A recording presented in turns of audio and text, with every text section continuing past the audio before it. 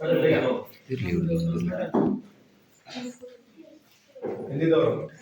ಶಿಕ್ಷಣ ಕರ್ನಾಟಕ ಯೋಜನೆಯ ಸಾಮಾಜಿಕ ಪರಿಶೋಧನಾ ಯೋಜನೆ ಚೆನ್ನಾಗಿದೆ. ಅಂದ್ರೆ ಎಲ್ಲಾ ರೀತಿಯಲ್ಲಿ ಪಾರದರ್ಶಕವಾಗಿ ಏನು ಅನುದಾನ ಏನು ಕೊಡ್ತಾರೆ, ಕೊಟ್ಟಿದ್ದನ್ನ ಸರಿಯಾಗಿ ಸದ್ಬಳಕೆ ಆಗಿದೆಯೋ ಇಲ್ವೋ ಅಂತ ಪರಿಶೀಲನೆ ಮಾಡೋದು ಖಂಡಿತವಾಗ್ಲೂ ಇದು ಅಗತ್ಯವಾದ ವಿಷಯ. ಮತ್ತೆ ಎಲ್ಲ ಬರೇ ಲೆಕ್ಕಪತ್ರ ಅಷ್ಟೇ ಅಲ್ಲದೆ ಊರ ಸಾರ್ವಜನಿಕರಿಂದನೂ ಬಗ್ಗೆ ಹೇಳಿಕೆ ತಗೊಳ್ಳೋದು ಮತ್ತು ಹೆಚ್ಚಿನ ಬಗ್ಗೆ ಒಂದು ಪಾರದರ್ಶಕತೆ ಮತ್ತು ಹೆಚ್ಚಾಗಿ ಇರ್ತದೆ ಅಂತ ನನ್ನ ಒಂದು ಆಗ್ತದೆ ಅನ್ನುವಂಥದ್ದು ಇದಾಗಿದೆ. ಅವರು ಆದಷ್ಟು ಎಲ್ಲಾ ರೀತಿಯ ನಮ್ಮ ಶಾಲೆಯ ಕುಂದುಕೊರತೆಗಳನ್ನ ಪಟ್ಟಿ ಮಾಡಿದ್ದಾರೆ.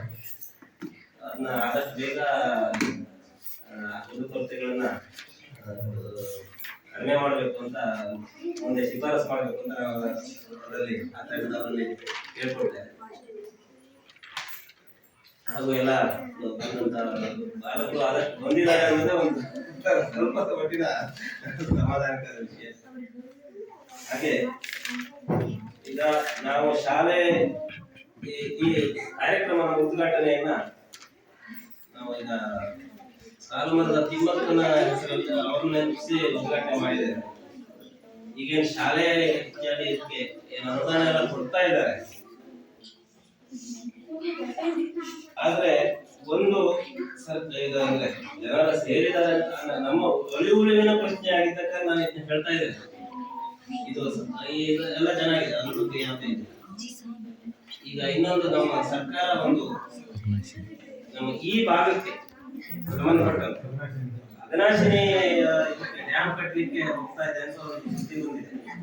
ಅದ್ರ ಬಗ್ಗೆ ವಿರುದ್ಧ ನಾವು ಹೋರಾಡಲೇಬೇಕಾಗಿದೆ. ಅಂದ್ರೆ ನಮ್ಮ ಈಗ ಏನು ಯೋಜನೆಗಳನ್ನ ಏನು ಅನುಷ್ಠಾನ ಮಾಡ್ತಾ ಇದ್ರು ಅದು ನೋಡ್ಕೊಳ್ಳಿಕ್ಕೆ ನಾವು ಉಳಿಲಿಕ್ಕಾಗಿ ಹೋರಾಟ ಮಾಡಲೇಬೇಕಾಗಿದೆ. ನಮ್ಮ ಸುತ್ತಮುತ್ತಲಿನ ಕಾಡು ಪರಿಸರಗಳನ್ನು ಉಳಿಸ್ಕೊಳ್ಳೇಬೇಕಾಗಿದೆ. ಹಾಗಾಗಿ ಈ ಸಭೆಯನ್ನ ಒಂದು ವೇದಿಕೆಯನ್ನ ಬಳಸ್ಕೊಂಡಿದ್ದ ತಪ್ಪು ಅಂತ ಆದ್ರೆ ಕ್ಷಮೆ ಇರಲಿ.